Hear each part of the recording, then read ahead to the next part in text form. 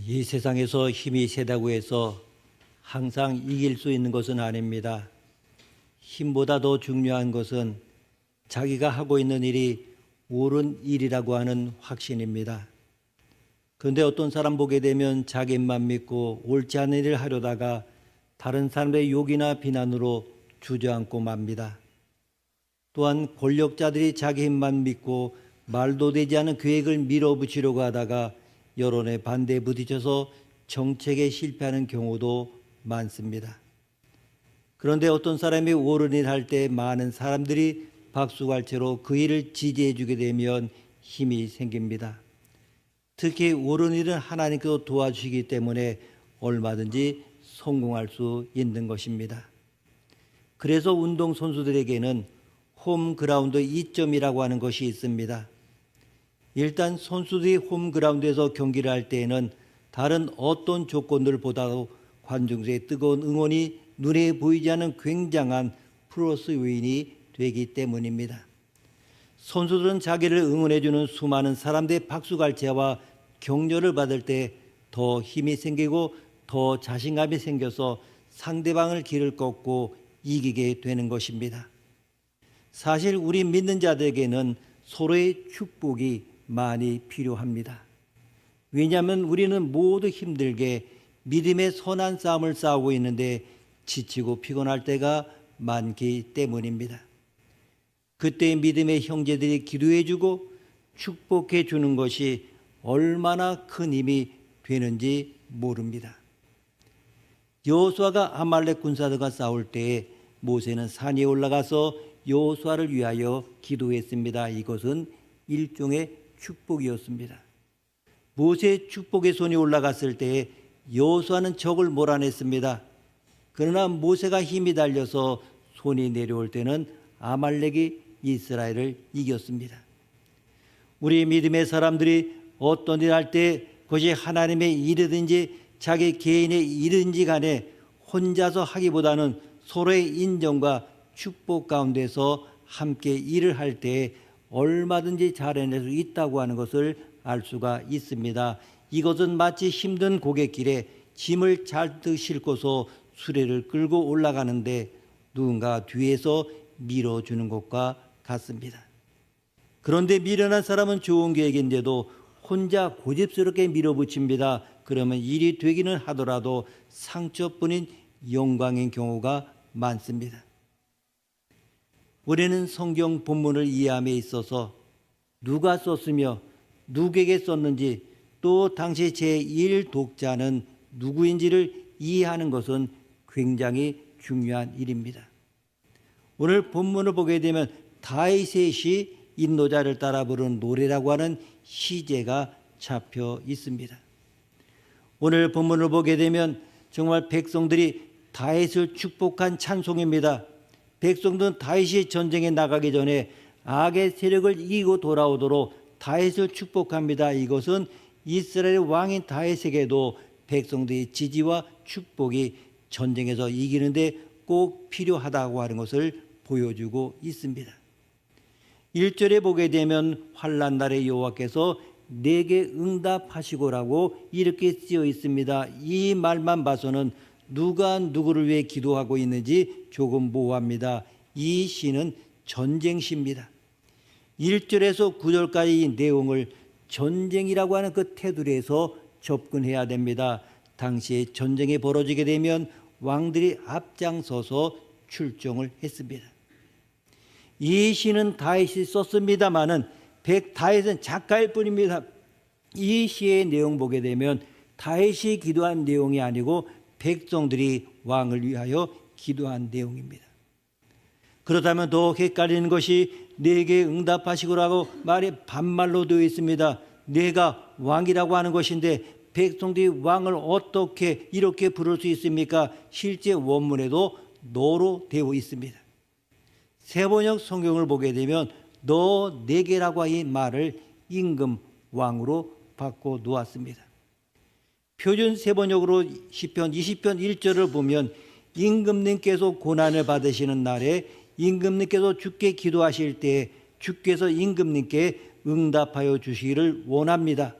야곱의 하나님의 이름이 임금님을 지켜주시기를 바랍니다. 이렇게 표준 세번역에는 되어 있습니다. 물론 원문에는 임금이라고 하는 말이 없습니다. 의역을 한 것인데 의역이 이해가 더 쉽습니다. 이런 틀 속에서 본문이 이어진다고 하는 것을 이해하고 계속 보게 되면 1절 함께 읽습니다. 1절입니다. 환난 날에 여호와께서 내게 응답하시고 야곱의 하나님의 이름이 너를 높이 드시며 아멘. 그런데 원문을 보게 되면 내게 응답하시기를 원한다. 환난 날에 여호와께서 이렇게 시작됩니다. 어순 자체가 다릅니다. 이 시는 전쟁의 날의 응답을 위한 시라고 보면 정확합니다. 이것이 전쟁이라면 오늘 사는 우리와 어떤 관련이 있을까 이렇게 의아해할 수가 있습니다. 하지만 정말 그렇습니까? 우리의 하루도 보게 되면 전쟁이 시작되는 것과 같습니다. 그렇지 않습니까? 정말로 실질적인 전쟁입니다. 정말 전쟁 같은 매일매일 그렇게 살아가고 있습니다. 그런 관점에서 오늘 본문을 보게 되면 이해가 좀 더 쉬워질 것입니다. 근본적인 문제를 한번 생각해 봅니다. 원래 이스라엘에는 왕이라는 제도가 없었습니다. 하나님이 왕이 되셨기 때문에 왕 제도가 필요 없었습니다. 그런데 이 제도가 생긴 근본 이유가 무엇이겠습니까? 백성들이 원했기 때문에 생겼습니다. 우리에게도 이웃 나라처럼 눈에 보이는 확실한 리더십이 있었으면 좋겠다고 하는 그 요청이 있었습니다. 하나님의 입장에서 본다고 하면 이런 요청이 얼마나 불신의 요구였겠습니까? 하나님이 처음에는 안 된다고 내가 친히 통치하는 나라이고 백성인데 또 다른 왕이 필요하겠느냐 이렇게 말씀하셨습니다. 하지만 오랜 시간에 걸쳐서 거듭 요구하자 하나님이 응답해 주신 것이 아니라 그 요구를 들어주셨습니다. 그래서 왕제도가 생긴 것입니다. 역사가 어떻게 흘러가는지 알고 계시는 하나님께서 왕의 제도가 일어나고서 대비하여 왕이 금해할 세 가지를 말씀하셨습니다. 첫째는 말을 많이 두지 말라는 것입니다. 당시에 많은 말은 전쟁의 도구였고 그리고 그것이 정말 그들에게는 힘을 상징했습니다. 이스라엘 백성들이 어떤 고난의 상황에서도 하나님만 의지하라고 하는 메시지가 여기에 담겨 있습니다. 그리고 두 번째, 백성을 섬기할 최고 지도자가 하나님의 본의에서 떠나지 않도록 항상 율법을 옆에 두고 읽고 배우라고 하는 것입니다. 그리고 세 번째는 아내를 많이 두지 말 것입니다. 이것은 마음을 빼앗기고 신앙의 혼잡스러울 가능성이 크기 때문이었습니다. 나중에 이것이 다 무뎌집니다. 이것을 솔로몬이 깨버리고 말았습니다. 여러분, 솔로몬이 왕이 되자마자 가장 먼저 한 일이 뭔가를 한번 보십시오.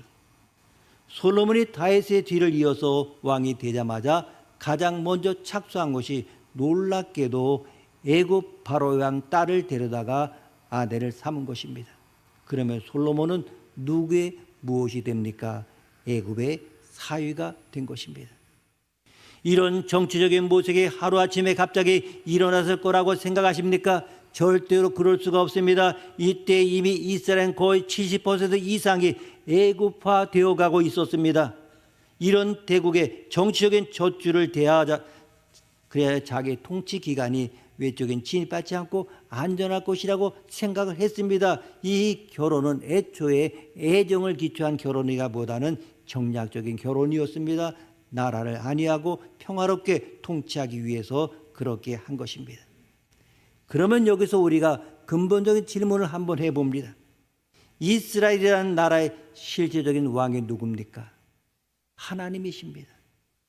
그러면 이 나라의 안정과 백성들이 먹고 입고 쓰는 문제를 실질적으로 누구에게 의지해야 옳습니까? 하나님입니다. 그런데 이 솔로몬은 왕이 되자마자 그것을 누구에게 의지하고 싶었던 것입니까? 애굽입니다. 그래서 바로의 딸을 아내로 맞이했습니다. 그러면서 무엇이 들어왔습니까? 애굽의 종교가 들어왔습니다. 이때부터 이스라엘은 혼합주의에 빠지게 되었습니다. 그러면 단순히 혼합 종교에 빠진 것뿐만 아니라 이스라엘 전체는 어느 가치관으로 뒤덮이기 시작했습니까?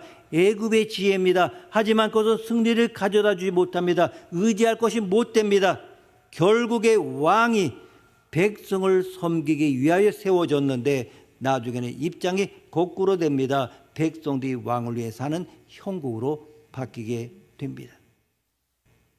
이 기도는 지금 백성들이 왕을 위해 하는 기도입니다. 물론 왕이 나라를 대신해서 백성의 아들을 위해 나가는 전쟁이기 때문에 그렇게 기도할 수 있습니다. 그런데 이의 기도 속에 하나님이 드러내고 싶은 뜻이 무엇인지를 우리는 찾아보아야 합니다. 하나님께서는 우리가 개인적으로 드리는 기도에도 분명 응답해 주십니다. 그러나 하나님께서 더 기뻐하시는 것은 우리의 공식적인 예배 가운데서 영광을 받으시며 우리에게 복을 주시는 것입니다. 2절 3절 말씀 함께 읽습니다. 2절 3절입니다. 성소에서 너를 도와주시고 시온에서 너를 붙드시며 내 모든 소재를 기억하시며 내 번제를 받아주시기를 원하노라. 아멘. 여기에 보게 되면 하나님께서 우리의 기도에 응답해 준 장소가 나오고 그 다음에 예배가 나옵니다. 응답하신 장소는 성소이고 시온입니다. 이 2절과 3절에 보면 정말 백성들이 왕을 위해 기도할 때에 성소에서 왕을 도와주신다 이렇게 나와 있습니다. 이 성소는 하나님의 임재 상징입니다. 성경 전체에서 보게 되면 이 성소는 그리스도의 상징적인 장소로 설명이 되곤 합니다. 그리고 성소는 오실 그리스도를 상징하는 공간으로 묘사됩니다. 우리가 요한복음을 보게 되면 하나님의 영광이 성육신하신 그리스도에게 임재하여 나타납니다. 그분이 친히 성전이고 성소이기 때문입니다. 그런데 여기에는 이중적인 아이러니가 있습니다. 사람들은 눈에 보이는 왕을 추앙해서 세웠습니다마는 이 왕은 백성들을 궁극적으로 도와주지 못합니다. 마지막에는 왕의 왕이신 왕 중의 왕이신 오실 그리스도가 친히 이 백성들을 구원하고 도와준다고 하는 이야기입니다. 하나님은 성소에서 우리를 도우십니다. 여기서 오신 성소는 오실 그리스도를 암시하는 것입니다.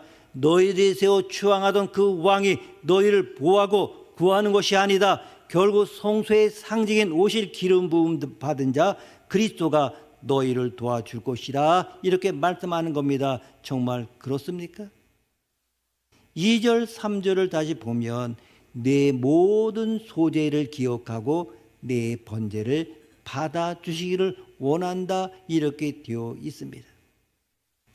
우리가 구약의 사무엘상 7장 즈음에 보게 되면 블레셋이 이스라엘을 쳐들어왔습니다. 자, 전쟁이 일어났는데 지금 사무엘이 제사를 드립니다. 여기도 마찬가지입니다. 전쟁을 하러 나가야 되는데 제사를 받아주기 원한다고 합니다. 전쟁과 제사가 무슨 관계가 있습니까? 그것은 이런 뜻입니다. 전쟁이 일어나는데 제사를 드린다고 하는 것은 전쟁의 모든 승패가 이 제물을 받으실 하나님께 있다는 것을 고백하는 행위입니다. 기도라고 하는 것은 그리스도에게 승리가 있음을 고백하는 것입니다. 이것이 바로 제사입니다. 전쟁이 일어나는데 제사를 드린다고 하는 것은 무력한 태도처럼 보입니다. 그런 행동으로 보입니다. 그런데 제물을 드리고 예배를 드리고 성소에서 불의적 강구하는 행위야말로 가장 적극적인 리얼리티입니다. 기도는 가장 적극적인 행동입니다. 여러분 이 사실을 믿으십니까? 이 승패가 하나님께 있다는 것을 이런 식으로 고백하는 것입니다. 예수님께서 겟세마네 동산에서 아버지여 나의 뜻대로 마옵시고 아버지의 뜻대로 되기를 원하나이다 이렇게 기도하셨습니다. 예수님이 드린 이 기도가 우리 믿는 자들이 드릴 전형적인 기도인 것입니다. 우리는 기도하면 자기 고집이 꺾이게 되어 있고 기도하면 자기 욕심을 버리게 되어 있고 기도하면 복수하려고 하는 그 마음이 없어지게 되어 있습니다. 손해를 아까워하다가도 기도를 하게 되면 기꺼이 손해를 감수하려고 하는 마음이 생기게 됩니다. 기도하게 되면 바로 그런 마음 속에서 우리는 다른 사람을 사랑합니다. 하나님께서는 바로 그런 가난하고 겸손한 기도를 들으셔서 위급할 때 응답하여 주시는 것입니다. 여러분 믿음이 무엇입니까? 위급할 때 하나님의 도우심을 받을 수 있는 열쇠가 되는 것이 믿음입니다. 열쇠라고 하는 것은 문을 열 수 있어야만 제대로 된 열쇠입니다. 그런데 도대체 우리가 어떻게 하면 하나님의 도우심을 받을 수 있습니까? 하나님 앞에는 땡깡이라고 하는 것도 통하지 않습니다. 하나님 앞에서는 협박이라는 것도 통하지 않습니다. 오직 하나님 앞에 자기 자신을 낮추고 전폭적으로 맡기는 것만이 하나님의 도우심을 받습니다. 지난주에도 말씀드렸습니다마는 여러분 때로 우리가 하나님 앞에 금식하는 이유가 무엇입니까? 응답하여 주시지 않으면 굶어 죽어버리겠다는 위협이 아닙니다. 지금 저는 죽은 개처럼 아무런 능력이 없사오니 오직 하나님의 긍휼에 저의 모든 것을 맡깁니다라고 하는 그러한 뜻입니다. 그런데 이스라엘 백성이 함께 예배를 드리면서 하나님 앞에 겸비할 때에 개인적으로 기도할 때보다도 더 큰 은혜와 복이 임합니다. 우리는 보통 이 공식적인 예배는 형식에 불과하다는 생각을 할 때가 있습니다. 여러분 이 예배가 형식입니까? 그냥 일주일에 한번 나와서 예배 드리는 그래야지만 내 마음에 편하다 이렇게 예배를 드리는 것입니까? 그러나 이 공식적인 예배는 단순한 형식이 아닙니다. 하나님을 우리의 왕으로 모시는 시간이고 우리의 왕이신 하나님을 아련하는 것입니다. 그리고 하나님께서는 예배 가운데 우리에게 복음을 선포하십니다. 그래서 저는 어려움 당한 성도들에게 자꾸 예배에 참석할 것을 권유합니다. 어려움이 있으면, 문제가 있으면, 어떤 관계가 이상하면 교회에 오는 것을 두려워합니다. 싫어합니다. 그리고 예배가 점점 멀어지고 그러다 보면 어떻게 됩니까? 그대의 삶을 보게 되면 그렇게 되는 경우가 있습니다. 그럼에도 불구하고 정말 우리는 분명히 기억해야 됩니다. 정말 모든 것 주님께 맡겨서 정말 그 예배 가운데 기쁨을 체험하고 하나님의 은혜를 받는 것이 복 그 자체라고 하는 것입니다. 하나님의 부시는 복 가운데 어떤 일을 할 때에 하나님께서 뒤에서 밀어주시기 때문에 모든 것이 저절로 다 되는 것입니다. 우리는 믿음이 자라면서 나의 희망사항과 하나님의 뜻이 다르다는 것을 깨닫게 됩니다. 우리의 희망사항은 어디까지나 나의 희망사항입니다. 하나님의 뜻은 우리가 알 수 없는 그 높은 곳에 있는 것입니다. 그럼에도 불구하고 우리 안에 강한 소망이 일어날 때가 있습니다. 그 소망이 얼마나 강렬한지 도무지 어떤 곳으로 그 불길을 끌 수가 없습니다. 그때 그 강렬한 소원은 하나님께서 우리 마음에 주시는 소원입니다. 빌립보서 2장 13절 말씀 보면 정말 너희 안에 행하시는 이는 하나님이시니 자기의 기쁘신 뜻을 위하여 너에게 소원을도 행하게 하신다고 말씀하였습니다. 오늘 4절 말씀 함께 읽습니다. 4절입니다. 내 마음의 소원대로 허락하시고 내 모든 계획을 이루어 주시기를 원하노라. 아멘. 우리가 때로 기도할 때 어떤 특별한 기도 제목이 있어 기도하지만은 그 기도는 전혀 하지 못하고 어떤 경우에 어떤 지역 사람들의 영혼에 대하여 강렬한 소원이 생기기도 합니다. 어떤 경우에는 어떤 가난한 사람들 돕고자 하는 마음이 일어나기도 합니다. 그런데 보통의 충동인 경우에는 일시적으로 그런 생각이 들다가도 시간이 지나거나 사람들이 반대하는 말을 들으면 그 마음이 쉽게 마련입니다. 그러나 하나님께서 주신 마음은 너무나 강렬해서 마음의 충동으로 나타나게 되어 있습니다. 도저히 그 비전에서 벗어날 수 없고 시간이 갈수록 더 강하게 다가옵니다. 그것은 반드시 이루어져야 되는 하나님의 뜻인 것입니다. 처음에는 그를 아끼고 사랑하던 사람이 그의 계획을 듣고 반대합니다. 꼭 하필이면 내가 가야 할 이유가 어딘지 그 일에는 너무나도 많은 희생이 따르게 되는데 그 모든 거 다 포기하고 내가 지금까지 노력한 것은 뭐가 되겠니? 너 자신도 생각해야지. 그 사람들이 너와 무슨 상관이 있다고 그들을 위하여 가야만 하니. 이런 식으로 말합니다. 그러나 그의 의지가 너무나 강하며 그가 하나님의 뜻에 붙잡혀 있다는 걸 발견하게 될 때 어떻습니까? 주위에 있는 사람들이 내 마음의 소원대로 이루어지기를 바란다, 이렇게 말합니다. 이것이 바로 주위 사람들을 통하여 주시는 하나님의 축복입니다. 우리에게는 이러한 축복이 너무나도 필요합니다. 이런 축복이 없을 때는 아직 때가 이르거나 아니면 기도가 부족한 것으로 생각하면 좋겠습니다. 하나님의 드릴 때 놀랍게도 반대할 것 같은 사람들도 찬송하면서 축복합니다. 이것이야말로 얼마나 큰 힘과 확신이 되는지 모릅니다. 이것은 지금 다윗도 마찬가지였습니다. 그가 싸우는 대상 중에는 상대하기 어려운 부족도 있습니다만 또한 악한 자들이 있어서 많은 희생이 예상되는 그 전쟁도 있었습니다. 그래서 신하들이나 가족들이 다윗의 그런 계획을 두고 반대합니다. 지금 전쟁이 끝난 지 얼마 되지 않았고 아직도 우리는 충분히 쉬지 못하고 정비도 다 되지 않았는데 그런 어려움을 감수해 가면서까지 그 사람들을 도우러 갈 필요가 있습니까? 그때 다윗이 말합니다. 나도 처음에는 몇 번씩이나 이 일을 포기하려고 생각했는데 그 악한 자들 밑에서 신음하고 있는 사람들의 이야기를 들을 때 도저히 그들에 대한 부담을 떨쳐버릴 수가 없었다네. 이번에 그들의 어려움을 외면하면 주님께서 나를 책망하실 것 같다네. 이때 가족들이나 신하들은 이미 하나님의 뜻이 정해져 있다고 하는 것을 느끼게 되자 마음과 뜻을 합해서 다윗을 지지하게 되는 것입니다. 5절 말씀 함께 읽습니다.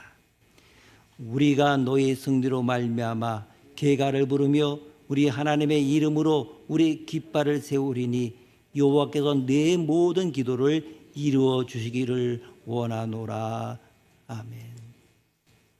성도들이 부르는 이 승리의 노래는 특별한 의미가 있습니다. 왜냐하면 이런 승리의 노래는 인간의 힘으로는 도저히 이길 수 없는 싸움에서 전적인 하나님의 도우심으로 이기게 되었을 때 부를 수가 있기 때문입니다. 성도의 승리는 대개 극적인 역전승인 경우가 많습니다. 깃발은 승리한 자만이 세울 수 있습니다. 오늘도 여러분의 일상의 전쟁에서 이 깃발의 세워짐이 있기를 축복합니다. 그런데 이 승리가 그리스도께로부터 옵니다. 그대의 입술을 통하여 계가, 즉 승리의 노래가 나오고 있습니다. 그래서 7절부터 보게 되면 찬양입니다. 우리는 7절에서 9절 사이에 있는 이 말을 바로잡아야 할 필요가 있습니다. 마지막 9절 말씀 함께 읽습니다. 9절입니다. 여호와여 왕을 구원하소서. 우리가 부를 때에 우리에게 응답하소서. 아멘. 이 말이 무슨 뜻입니까? 잉글리시 스탠다드 버전에서 가장 정확하게 해석 번역해 놓았습니다. 우리가 부를 때에 왕이 대답하게 하소서라고 하는 뜻입니다. 자, 왕이 전쟁에 나갔다 전쟁에서 죽으면 대답할 수가 없습니다. 왕이 전쟁에서 살아와야 대답을 할 수가 있습니다.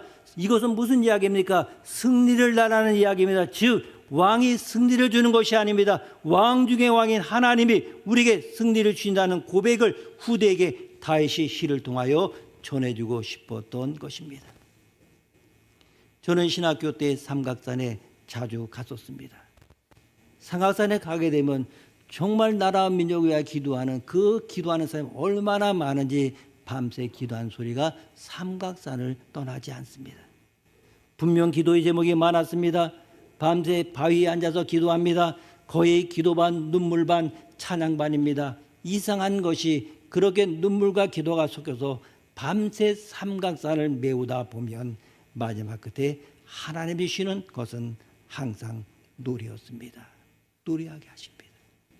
내용이 은총 입어 중환제쯤 벗고 보니 슬픔하는 이 세상도 천국으로 화도다. 그러다 보면 새벽이 훌쩍 밝아왔습니다. 어떤 때는 기도가 찬양이 기도인지 구별할 수가 없어집니다. 기도는 하나님을 찬양하는 것입니다. 그분을 자랑하는 것입니다. 여러분 정리해 보면 하나님은 성소에서 우리를 도우십니다. 이 성소는 그리스도를 상징하는 것입니다. 그들이 세웠던 눈에 보이는 왕이 그들을 구원하고 전쟁에서 승리를 주는 것이 아니라는 말입니다. 그리고 그 기도는 그리스도에게 승리가 있음을 고백하는 것입니다.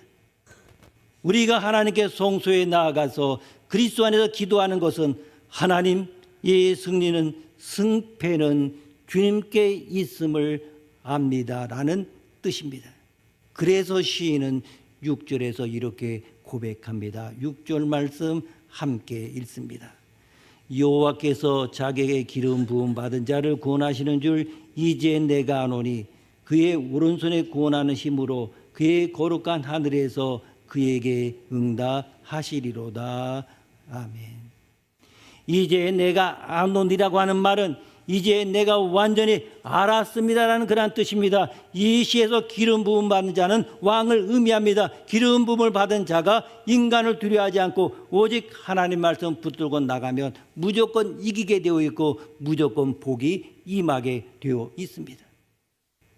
감사하게도 다윗은 철저하게 성경적인 사람이었습니다. 그래서 이스라엘 백성이 다윗을 신뢰하고 믿음으로 믿고 따랐을 때 절대적인 승리가 있었습니다. 그런데 진정한 기름 부음을 받은 자는 메시아입니다. 정확하게 메시아를 이야기하는 것입니다. 왕 중에 참된 왕이신 메시아가 우리에게 승리를 가져다 준다는 것입니다.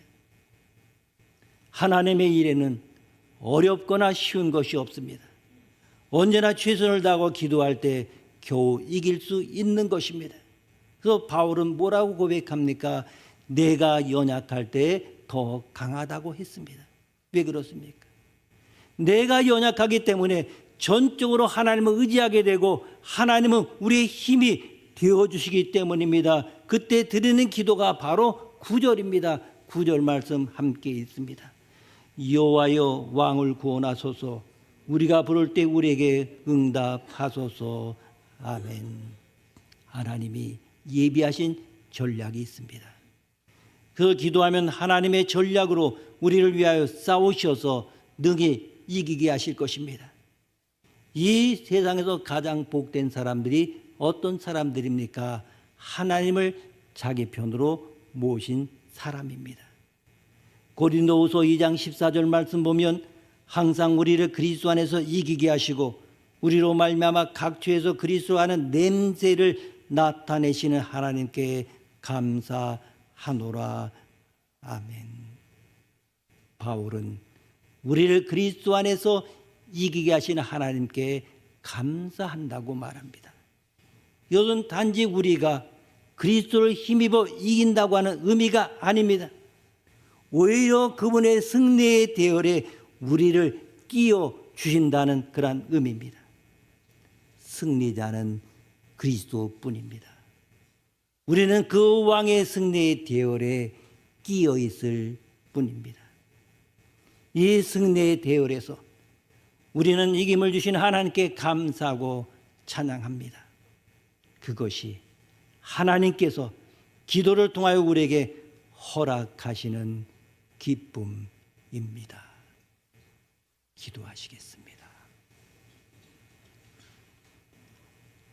하나님 아버지, 성소에서 우리를 도우시니 감사합니다. 우리가 하나님께 성소에 나아가서 그리스도 안에서 기도하게 하시고 하나님, 이 승리는, 승패는 주님께 있음을 압니다. 이렇게 고백하게 하옵소서.